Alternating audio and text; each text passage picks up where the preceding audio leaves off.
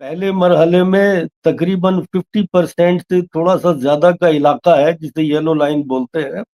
वहां पे Israeli forces अभी भी कायम है, लेकिन जो अक्सरियती उनके इलाके हैं जहाँ पे सिविलियंस हैं गजा के, उस इलाके में हमास है।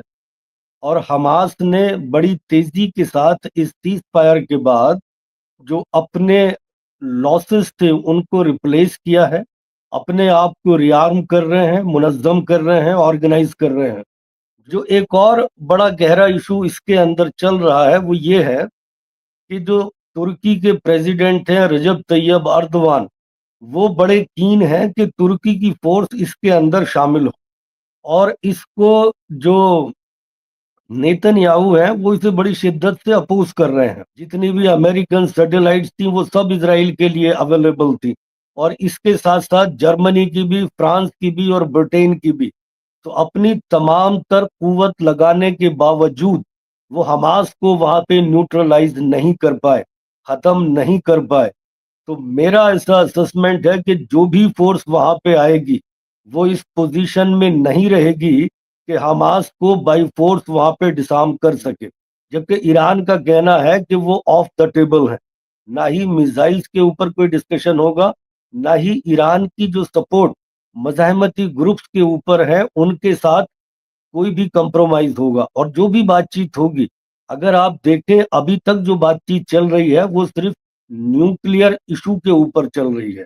और जो दोनों तरफ से स्टेटमेंट आते हैं वो थोड़ी बहुत प्रोग्रेस की बात करते हैं, लेकिन दोनों फरीक अपनी अपनी जो पोस्चरिंग है, शो ऑफ फोर्स है, उसमें भी लगे हुए हैं।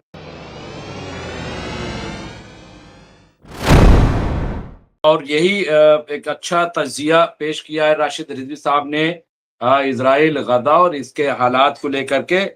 मैं अब चलूंगा मेजर जनरल साहब पास, क्योंकि कुछ जो टेक्निकल है और खबर अभी जो आ रही है वो बहुत ही इम्पोर्टेंट है। इजराइल के अशदूद इलाके में एक तेल रिफाइनरी में जबरदस्त धमाका हुआ है। मोहम्मद रईस साहब ने ये खबर दी है। ये किस वजह से, क्या अभी इस पे रिपोर्ट आना बाकी है, ये बताया जा रहा है। इसके साथ साथ आज बड़ी चर्चा रही है जो ईरान में फिर अर्थक्वेक जो जलजला आया है उसको लेकर के कि क्या ईरान ने न्यूक्लियर टेस्ट कर लिए। मैं आऊंगा मेजर जनरल साहब, जिस तरह की चीजें सामने आ रही, हालात आप देख रहे हैं, ऐसा लग रहा है कि जैसे बहुत बड़ी ताकत, लोग तो ये कह रहे हैं कि दूसरी जंग अजीम के बाद इस तरह का डिप्लॉयमेंट पहली बार यानी देखा जा रहा है, या थोड़ा सा हिस्सा कम, लेकिन 2003 में जब इराक पर लश्कर कशी की गई थी तब इस तरह की तस्वीर सामने आई थी। तो किस तरह से इसको आप देख रहे हैं? क्या फिर हम माने कि अगर ये जंग शुरू होती है तो ये तीसरी आलमी जंग का रुख हो जाएगी? क्योंकि रूस भी आज साथ में मशक कर रहा था, चीन भी साथ में खड़ा हुआ है, और नॉर्थ कोरिया को भी हम नजरअंदाज नहीं कर सकते, और ईरान की अपनी खुद की तैयारी है। तो कैसे देख देख रहे हैं मेजर जनरल साहब, वॉर के एतबार से? जी, अस्सलाम वालेकुम मुमताज भाई, आपको, आपके जो पैनल पे सभी जुड़े हुए हैं उनको, और आपके सभी सुनने वालों को, और जय हिंद। देखिए, मैं, आपने जो ये सवाल दो किए हैं, मैं पहले आपकी शुरुआत गजा से करता हूँ। पहले मैं वहाँ के हालात थोड़े से आप लोगों के लिए डिस्क्राइब कर दूं, फिर हम ईरान के बारे में जिक्र करेंगे। कि देखिए, जैसे हमने पहले भी इसमें देखा था कि इसराइल इस गजा की जंग में पहली बार उसकी स्ट्रेटेजिक डिफीट हुई, और वो अपने जो उसने 3 ऑब्जेक्टिव रखे थे इस जंग के लिए, इन तीनों में से वो अभी तक हासिल नहीं कर सका। उसके बाद जब ये जंग जो है, ये पीस जो हुआ है, एक तरह से अगर हम देखें, जिस तरह से ये सीज फायर करवाया गया है, इसमें ट्रम्प का बहुत बड़ा रोल था। और उस सीज फायर के बदले में जो उसका पहला मरहला था, वो पहला मरहला पूरा हुआ है, और अभी दूसरे मरहले के लिए डिस्कशन चल रहे हैं। पहले मरहले में तकरीबन 50% से थोड़ा सा ज्यादा का इलाका है जिसे येलो लाइन बोलते हैं। वहां पे इजरायली फोर्सेस अभी भी कायम है, लेकिन जो अक्सरियती उनके इलाके हैं जहाँ पे सिविलियंस हैं गजा के, उस इलाके में हमास है। और हमास ने बड़ी तेजी के साथ इस सीज फायर के बाद जो अपने लॉसेस थे उनको रिप्लेस किया है, अपने आप को रिआर्म कर रहे हैं, मुनज़्ज़म कर रहे हैं, ऑर्गेनाइज कर रहे हैं। जो वहाँ की गवर्नमेंट है उसके ऊपर कंट्रोल हासिल किया है पूरी तरह से, और जो पुलिस और जो बाकी जितने भी इंस्टीट्यूशंस हैं वो अभी सारे के सारे हमास के ज़ेर असर हैं। जो सेकंड मरहला है उसके अंदर एक बोर्ड ऑफ पीस की तश्कील होनी थी, और दूसरे लेवल पे कि वहाँ पे जो मुस्लिम कंट्रीज हैं बेसिकली उनके पास से सिक्योरिटी फोर्सेस आनी थी जो कि अमन कायम करेंगी गजा के अंदर। अब जो रिजोल्यूशन पास हुआ यूएन से उसमें ये कंडीशन डलवा दी गई है कि देखिए वो आके यहाँ पे हमास को डिसआर्म करेंगी, वो जो फोर्सेस हैं। तो इन बहुत सारे इश्यूज को लेके अभी डिस्कशन चल रहे हैं। अभी जो बोर्ड ऑफ पीस है उसकी भी तश्कील ठीक से नहीं हो पा रही है, क्योंकि जिस तरह से इसकी तश्कील दी है उसको एक ऐसा इंडेफिनिट रखा है कि वो गजा के अलावा और भी बाकी वर्ल्ड में उसको अप्लाई किया जा सकता है, और उसकी कंडीशंस ऐसी रखी हैं कि जो ट्रम्प हैं वो कंटिन्यूसली उसके बोर्ड ऑफ पीस के हेड रहेंगे। और लोगों को जो खास तौर से यूरोपियन कंट्रीज हैं जैसे जर्मनी, फ्रांस फ्रांस ब्रिटेन, उनको ये लगता है कि कहीं ये यूएन को रिप्लेस करने की कोशिश तो नहीं है, इसके जरिए कहीं और कोई एजेंडा तो नहीं साधा जा रहा है। तो फिलहाल ये चीज भी तय नहीं हुई है, और अभी ये भी तय नहीं हुआ कि कौन कौन कंट्री वहां पे अपनी सिक्योरिटी फोर्सेस भेजेगा। जो जो भी सिक्योरिटी फोर्स भेजेगा वहां पे उसमें बेसिकली दो इश्यूज आ रहे हैं। जो इजरायली गवर्नमेंट है वो ये इंसिस्ट कर रही है कि उनकी प्राइमरी ड्यूटी ये होगी कि वो हमास को डिसआर्म करें, लेकिन जैसे इंडोनेशियन गवर्नमेंट ने जो बातचीत करके उन्होंने ये बताया कि वो उनके कम्युनिकेशन में थे हमास के ऑफिशियल्स थे, और उनका ये कहना है कि जो उनकी सिक्योरिटी फोर्स जाएगी वो बेसिकली बफर का काम करेगी इजराइल के और फिलिस्तीनियों के बीच में। जो एक और बड़ा गहरा इशू इसके अंदर चल रहा है वो ये है कि जो तुर्की के प्रेसिडेंट हैं रजब तैयब अर्दवान, वो बड़े कीन हैं कि तुर्की की फोर्स इसके अंदर शामिल हो, और इसको जो नेतन्याहू हैं वो इसे बड़ी शिद्दत से अपोज कर रहे हैं, और इसके ऊपर अभी तक कोई फैसला हो नहीं पाया है उनका। अगर कहते हैं कि देखिए जो प्रेसिडेंट ट्रम्प है वो अर्दवान को भी और नेतन्याहू को भी वो अपने ऐसे करीबी में समझते हैं कि जिनसे वो मशवरा करते हैं खासतौर से मिडिल ईस्ट के ऊपर। और जो अभी हम देखते हैं कॉकेशियस के अंदर उन्होंने अर्दवान के साथ मिलके वहां पे जो आर्मीनिया के साथ और अजरबैजान के साथ एक बड़ा इशू आ रहा था उसको रिजॉल्व किया है। और टर्की के बॉर्डर से जो एक एरिया पड़ता था अजरबैजान का जिसे नख जीवन बोलते हैं, वहां से एक डायरेक्ट रेल और रोड लिंक उन्होंने अजरबैजान के और कैस्पियन सी के थ्रू दिया है तुर्की को। ये उनकी बड़े दिनों से ख्वाहिश थी, जिसमें आर्मीनिया बीच में इसको रेस्ट्रेन कर रहा था, रोक रहा था। तो लेकिन वो एक बहुत बड़ा मंसूबा अर्दवान का प्रेसिडेंट ट्रंप ने माना। और इसी के साथ साथ सीरिया के अंदर भी जैसे हम डिस्कस कर रहे थे जो एसडीएफ फोर्सेस थी, सीरियन डेमोक्रेटिक फोर्सेस, बेसिकली जो कुर्दिश ग्रुप थे, उनको भी एक तरह से जो प्रेसिडेंट ट्रंप है उन्होंने अर्दवान की बात मानी, और उनको एक तरह से बिट्रे कर दिया उन कुर्दिश ग्रुप्स को जो पिछले सालों से अमेरिका के लिए वहां पे लड़ रहे थे। उनको भी उन्होंने बिट्रे कर दिया, और एक तरह से वो जो नॉर्थ ईस्ट का सीरिया था तकरीबन 1/4 से 1/3 का, वो सारा हिस्सा भी अभी इंटेग्रेट हो रहा है सीरिया के साथ। तो ये दोनों चीजें तुर्की के लिए मुमकिन हो पाई हैं इसके प्रेसिडेंट ट्रंप की मदद से। तो ऐसी पॉसिबिलिटी है, और ट्रंप जो है वो अर्दवान को समझता है कि he is a strong leader. तो अब देखते हैं कि ट्रंप नेतन्याहू की बात ज्यादा मानता है या अर्दवान की बात ज्यादा मानता है। देखिए एक बेसिक चीज ये मान के हम चलते हैं मिलिट्री टर्म्स के अंदर, अगर कोई फोर्स अनडिफीटेड रही है, ये आप याद रखिए कि जिस वक्त ये 2 साल की जंग चल रही थी उस वक्त इसराइल को अमेरिका की पूरी सपोर्ट हासिल थी। उनकी political support, diplomatic support, military support, सारा आर्म्स और एम्यूनिशन, सारी इंटेलिजेंस, जितनी भी अमेरिकन सैटेलाइट्स थी वो सब इसराइल के लिए अवेलेबल थी। और इसके साथ साथ जर्मनी की भी, फ्रांस की भी और ब्रिटेन की भी। तो अपनी तमाम तर कुवत लगाने के बावजूद वो हमास को वहां पे न्यूट्रलाइज नहीं कर पाए, खत्म नहीं कर पाए।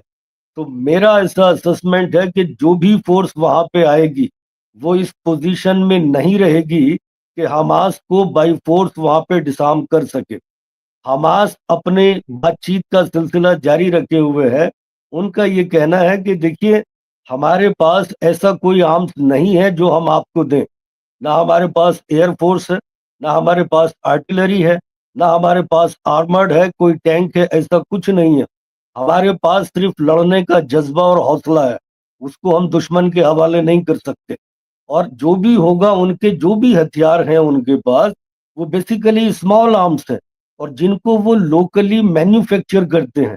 जो भी उन्होंने अपनी टनल्स बना रखी हैं या जो भी उनके इलाके हैं, वो सारे हथियार ऐसे हैं जो वो लोकली मैन्युफैक्चर करते हैं। तो जो भी लोग ये समझते हैं कि हमास को डिसआर्म किया जा सकता है या किया जाएगा, वो फिजिकली पॉसिबल नहीं है। और आने वाले टाइम में जैसे जैसे टाइम बढ़ रहा है, कि आप ये बात याद रखिए, आपके दूसरे स्पीकर भी इस बात का जिक्र कर रहे थे कि देखिए अब टाइम बदल रहा है। आज से 100 साल पहले अमेरिका जो फोर्स थी वो एक राइजिंग फोर्स थी, और वो इस खित्ते में दाखिल हुई थी फर्स्ट वर्ल्ड वॉर के बाद। फर्स्ट वर्ल्ड वॉर के बाद जब ये सारे इलाके ओटोमन एम्पायर से दूर हुए थे, तब तक ब्रिटेन और फ्रांस भी एक पावर थे, तो वो इस इलाके को कंट्रोल कर रहे थे। लेकिन सेकेंड वर्ल्ड वॉर के बाद इस इलाके का कंट्रोल ज्यादातर अमेरिका के हाथ में चला गया था। लेकिन अब जैसा हम देख रहे हैं कि पिछले 2 दशकों में अगर आप देखें, जिस तरह से अमेरिका ईरान इराक के ऊपर कंट्रोल नहीं कर पाया, अफगानिस्तान के ऊपर कंट्रोल नहीं कर पाया, लबनान में हिजबुल्ला ने उसे अपना जब वो ट्रक बम से वहां से भगाया था, तो इस पूरे खित्ते के अंदर आज वो यहाँ से पीछे निकल रहा है। और जो मैंने बात की थी सबसे बड़ी स्ट्रेटेजिक डिफीट की इजराइल की, उसमें मैं इजराइल के साथ साथ अमेरिका को भी शामिल करता हूँ कि तुम्हारी तमाम तर कुवत लगाने के बावजूद जो इजरायली मिलिट्री थी वो उन्हें नहीं हरा पाई। और आज की तारीख में इजरायली मिलिट्री मेंटली ब्रोकन है, वो गजा के अंदर नहीं जा सकती। इजराइल के पास देखिए ये एक एयर फोर्स का सहारा है और American and European political support है, जिसकी बेसिस पे वो बमबारी करते रहते हैं। लेकिन आने वाले टाइम में उनकी ये पावर भी बहुत ज्यादा दिन नहीं चलेगी, मेरा ऐसा असेसमेंट है, जिस तरह से तेजी से डेवलपमेंट हो रहा है। अब हम आते हैं देखिए ईरान की तरफ। अभी जैसे हमने जिक्र किया कि देखिए अमेरिका अपनी तमाम तर ताकत के बावजूद और 20 साल लड़ने के बावजूद, जो दुनिया की सबसे पिछड़ी हुई कौम समझी जाती थी तालीम के अंदर, या जितने भी क्राइटेरियाज हैं किसी कौम को तय करने के, उन सब में अफगानिस्तान के लोग सबसे पीछे समझे जाते थे। उन सब ने इनको, न सिर्फ अमेरिका को, बल्कि जो इनके नेटो अलाइज थे उन सबको वहां से मार के भगा दिया। तो आपने ये देखा, इसी तरह से इराक के अंदर भी इनके कदम नहीं जम पाए, और सीरिया से भी इन्होंने अपनी सारी फोर्स वापस बुला ली है। अब जो ये सिचुएशन चल रही है, इसके अंदर क्या ट्रंप जंग में जाएंगे या वो ईरान के साथ कोई डील करेंगे? पिछले डिस्कशन में हमने बतलाया था कि जब ईरान के अंदर ये प्रोटेस्ट शुरू हुए, जो महंगाई को लेके शुरू हुए थे, बाद में किस तरह से इन प्रोटेस्ट को, जो उन्होंने अपने एजेंट्स थे उनके थ्रू कन्वर्ट कर दिया था एंटी गवर्नमेंट प्रोटेस्ट के अंदर। तब ऐसा समझा गया था कि अगर हम यहाँ पे फोर्स लगा दें तो ऐसी पॉसिबिलिटी है कि हम ये रिजीम चेंज कर सकते हैं। लेकिन ऐसा नहीं हुआ। उनकी फोर्स आने के बाद वो जो प्रोटेस्ट थे वो एक तरह से कंट्रोल हो गए। लेकिन अब जब इनकी फोर्सेस आ गई हैं तो अब निगोशिएशन की बात चल रही है। ईरान का कहना है कि देखिए हम अपने न्यूक्लियर इशू के ऊपर आपसे निगोशिएशन के लिए तैयार हैं, लेकिन जो इजराइल की सरकार है वो दबाव डाल रही है अमेरिका के ऊपर कि इस निगोशिएशन के अंदर अब आप इनके मिसाइलें जो हैं उसको भी शामिल कीजिए, और इनकी जो सपोर्ट है मुजाहिमती ग्रुप्स को, उनको भी शामिल कीजिए और इन सब को न्यूट्रलाइज करवाइए। जबकि ईरान का कहना है कि वो ऑफ द टेबल है, ना ही मिसाइल्स के ऊपर कोई डिस्कशन होगा, ना ही ईरान की जो सपोर्ट मज़ाहमती ग्रुप्स के ऊपर है उनके साथ कोई भी कंप्रोमाइज होगा। और जो भी बातचीत होगी, अगर आप देखें अभी तक जो बातचीत चल रही है वो सिर्फ न्यूक्लियर इशू के ऊपर चल रही है, और जो दोनों तरफ से स्टेटमेंट आते हैं वो थोड़ी बहुत प्रोग्रेस की बात करते हैं, लेकिन दोनों फरीक अपनी अपनी जो पोस्चरिंग है, शो ऑफ फोर्स है, उसमें भी लगे हुए हैं। जैसे अमेरिका ने अभी जो पहले हमने देखा था, अब्राहम लिंकन उनका आया था जो एयरक्राफ्ट कैरियर था, अभी दूसरा जेरार्ड फोर्ड भी वहां पे पहुंचने वाला है। और इसके साथ साथ उन्होंने अपने F-35 F-22 इन सब के बड़े जिक्र आ रहे हैं। इसके साथ साथ ईरान भी जो अपनी फौजी मशकें हैं वो कर रहा है रशिया के साथ और चाइना के साथ, और अपने आप को तेजी से मुस्तहकम कर रहा है। अब जो जंग होगी, जैसे हमने पिछली बार भी बताया था कि जिस तरह की फोर्सेस अमेरिका ने गल्फ के अंदर या पर्शियन गल्फ में लाके इकट्ठी की हैं, उससे एक चीज बड़ी साफ है कि उनका ऐसा कोई इरादा नहीं है कि वो ग्राउंड फोर्सेस भेज के, इन्फेंट्री या आर्मर्ड भेज के फिजिकली ईरान को कंट्रोल करें, जैसा कि उन्होंने इराक में या अफगानिस्तान में किया था। उनका अभी भी जो ऑप्शन है, जिस तरह की फोर्सेस हैं, वो ये लगता है कि एक मैसिव एयर कैंपेन के जरिए इस तरह से बमबारी की जाए कि ईरान के जो जितने भी ये nuclear science, technology, industrial, electrical जितने भी हब हैं, इन्हें डिस्ट्रॉय किया जाए और उन्हें कंपेल किया जाए कि वो अमेरिका की शर्तें माने या वो रिजीम चेंज करे वहां का। ये दो पॉसिबिलिटीज हैं जिनके ऊपर अभी तक जो भी जितने भी इंडिकेशंस आ रहे हैं, उससे हमें अमेरिका की ये नियत लगती है। दूसरी तरफ जो ईरानियंस हैं वो न्यूक्लियर इशू के ऊपर फ्लेक्सिबल हैं। जैसे हमने पहले भी डिस्कस किया था कि खामनाई साहब ये कहते थे कि प्रिंसिपली इस्लाम की रूह से हम इस एटॉमिक बम के अगेंस्ट हैं, लेकिन हम न्यूक्लियर टेक्नोलॉजी का इस्तेमाल कर रहे हैं। वो जितने परसेंट यूरेनियम एनरिच कर रहे हैं, जितने की उन्हें जरूरत है, उस पे वो तैयार हो सकते हैं मेरी समझ से। लेकिन अगर मिसाइल टेक्नोलॉजी की बात आई या किसी भी मुजाहिमती ग्रुप को सपोर्ट करने की बात आई, मुझे ऐसा नहीं लगता कि वो इसके लिए तैयार होंगे और वो इस सूरत में इस जंग का सामना करने के लिए तैयार हैं।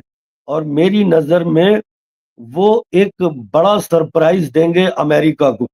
मेरा ऐसा समझना है, जितने पिछले 2-3 डिकेड्स के अंदर यहाँ पे इस इलाके में जंगें मैंने असेस की हैं, और जिस तरह की टेक्नोलॉजी आज ईरान के पास मौजूद है, खासतौर से उनकी मिसाइल टेक्नोलॉजी और उनकी ड्रोन्स की टेक्नोलॉजी, मेरी समझ से मैं मेरा अपना मशवरा ये है कि ये जो अमेरिकन गवर्नमेंट है, इट इज़ बेटर कि वो किसी डील पे ईरान के पास पहुंच जाए। लेकिन अगर ये जंग होगी तो ईरान तक नहीं रुकेगी, जंग लंबी फैलेगी। ईरान खुद इस पोजीशन में है और वो तैयारी करके बैठे हुए हैं कि वो इनका मुकाबला करेंगे। अब जब जंग लड़ी जाती है तो देखिए एक चीज की तरफ और ध्यान दिया जाता है कि दोनों देशों की जो पॉलिटिकल और मिलिट्री लीडरशिप है, उनकी मॉरल फाइबर, उनकी कैरेक्टर ट्रेट्स किस तरह के हैं, उनमें जज्बा किस तरह का है। जब आप ये कंपेयर करेंगे तो आपको नजर आएगा कि ईरान की पॉलिटिकल और मिलिट्री लीडरशिप इस चीज में जो अमेरिकन मिलिट्री या पॉलिटिकल लीडरशिप है उससे कहीं बेहतर है। बहुत सारी चीजें जो लीडर्स होते हैं उनके कैरेक्टर्स होते हैं, इनके ऊपर भी डिपेंड करता है। तो मेरा फिलहाल ऐसा असेसमेंट है, मैं अभी भी ये समझता हूँ कि ये शायद पोस्चरिंग है, और इस पोस्चरिंग के जरिए वो किसी ना किसी ऐसी बेहतर डील पे अमेरिका पहुंचना चाहता है जहां पे उसके लिए भी फेस सेविंग हो जाए कि इतनी फोर्सेस लाके यहाँ पे इकट्ठी की है। लेकिन अगर ये जंग हुई तो ये जंग बड़ी तबाहकुन होगी। अमेरिका शुरू तो कर सकता है लेकिन खत्म नहीं कर पाएगा। जी मुमताज भाई।